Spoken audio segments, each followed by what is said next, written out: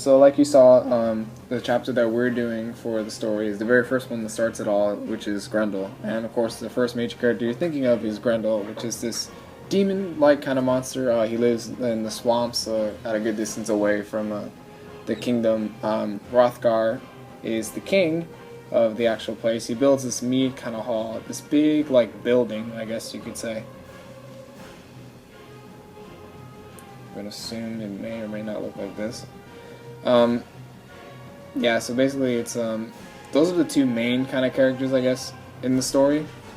The other ones that you can consider the minor characters, I guess the townspeople, everyone that lives there, of course, in the entire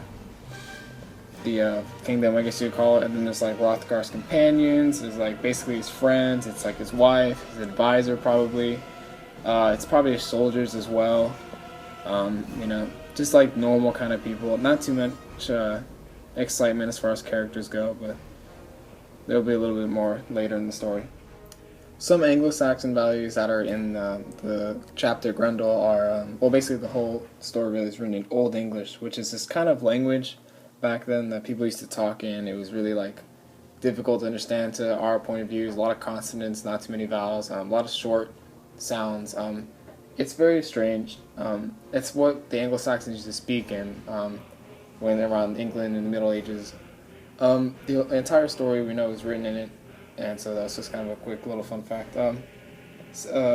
Going to the values that are in the actual chapter, shortened lives, I guess. You can consider it like fate. It's kind of like the knowing of all things must come to an end, whether it be the peacefulness of the town, which is like Hrothgar's kingdom.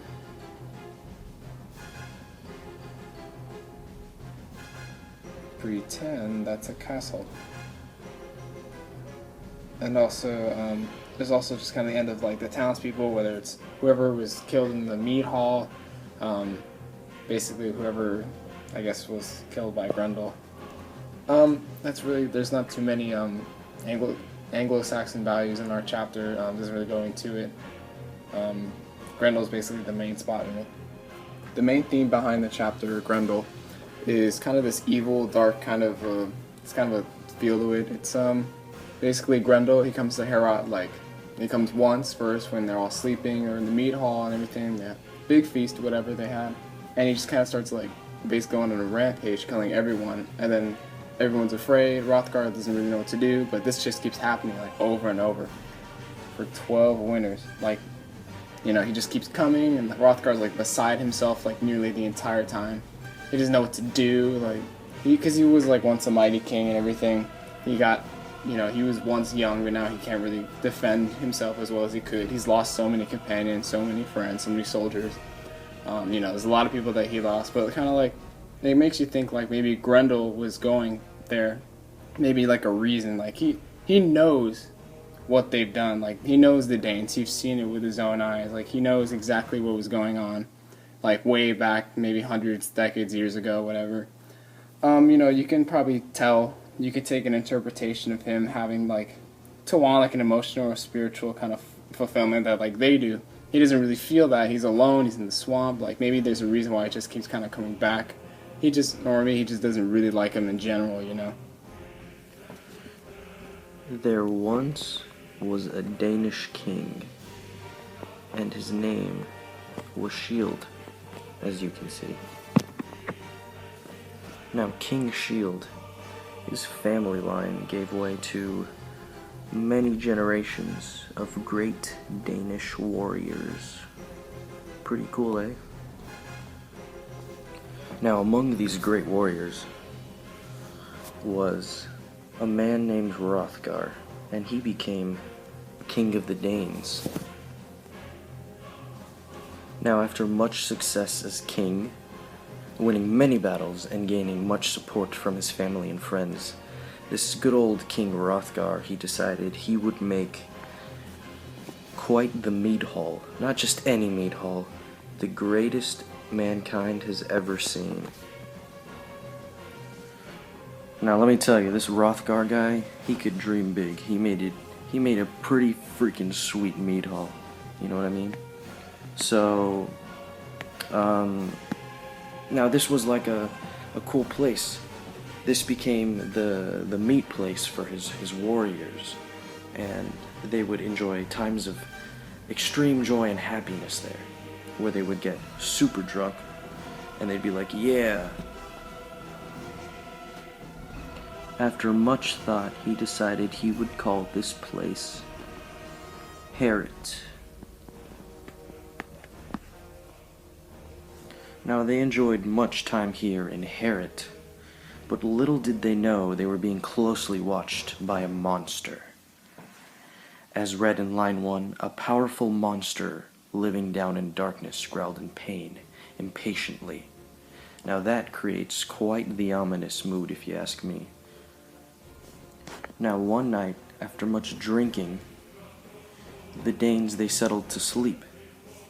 But then Grendel came, the monster, and he took 30 warriors so he can kill them in his lair. He grabbed them with his hell-forged hands, implying that he was born for the sole purpose of bringing pain and misery to all, much like Justin Bieber or Nickelback. The following morning, after the warriors realized what had happened, they grew very fearful and they began mourning and crying. Grown Danish men crying. Grendel felt absolutely no remorse, so this continued every night, until eventually the hall was left completely abandoned. This was something that continued for 12 freaking years. 12 whole years. My goodness. Grendel's reign lasted for about 12 years, and during that time period, the Danes, they simply did not know what to do.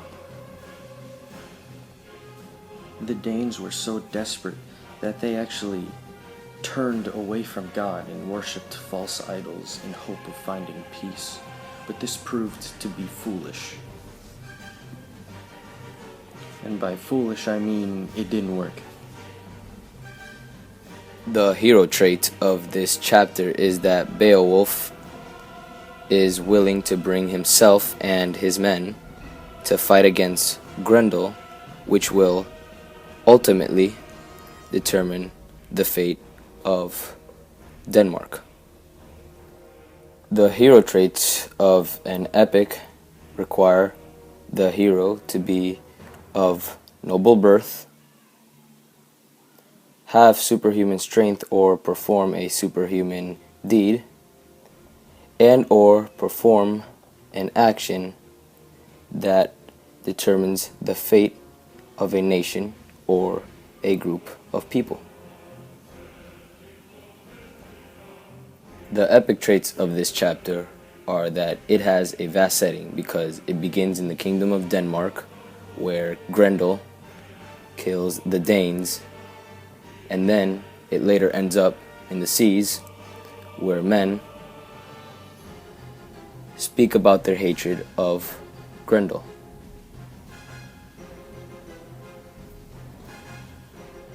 An epic, or epic poem, usually requires a plot that centers around a hero. It also requires a vast setting, which means that the epic must have more than one setting, or involve the character hero in crossing mountains, lands, or seas.